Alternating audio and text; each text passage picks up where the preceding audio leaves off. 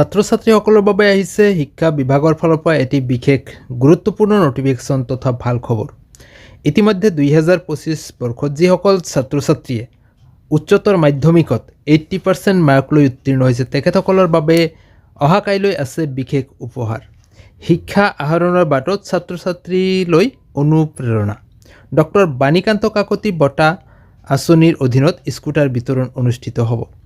মুখ্য অতিথি হিচাপে উপস্থিত থাকিব ডক্টৰ হিমন্ত বিশ্ব শৰ্মা, অসমৰ মাননীয় মুখ্যমন্ত্ৰী মহোদয়। লগতে উপস্থিত থাকিব ডক্টৰ ৰণোজ পেগু, সন্মানীয় শিক্ষামন্ত্ৰী, অসম চৰকাৰ। লগতে অনুষ্ঠিত হ'বলৈ গৈ আছে অহা কাইলৈ অৰ্থাৎ 8 ডিচেম্বৰ 2025 দিনৰ 11 বজাত শ্ৰীমন্ত শংকৰদেৱ কলাক্ষেত্ৰ, গুৱাহাটী, পাঞ্জাবাৰীত। তো ইয়াতে ছাত্ৰ ছাত্ৰীৰ সংখ্যা আছে 11,250 গৰাকী। ইয়াৰে ছাত্ৰী আছে 8,860 গৰাকী আৰু ছাত্ৰ আছে 4,390 গৰাকী। তো নিশ্চয়কৈ ছাত্ৰ ছাত্ৰীসকলৰ বাবে এয়া এটা বহুত ভাল খবৰ।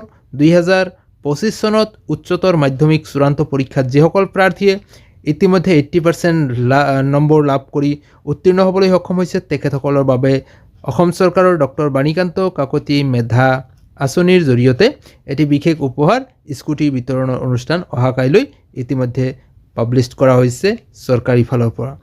তো নিশ্চয়কৈ এয়া ছাত্ৰ ছাত্ৰীসকলৰ বাবে বহুত ভাল খবৰ। তো আজিৰ ভিডিঅ'টোৰ জৰিয়তে এই বিশেষ খবৰটো আপোনালোকক জনাবলৈ চেষ্টা কৰিলোঁ। যিমান পাৰে ভিডিঅ'টো লাইক আৰু শ্বেয়াৰ কৰিব যাতে প্ৰত্যেকেই খবৰটো অতি সোনকালে পাবলৈ সক্ষম হয়।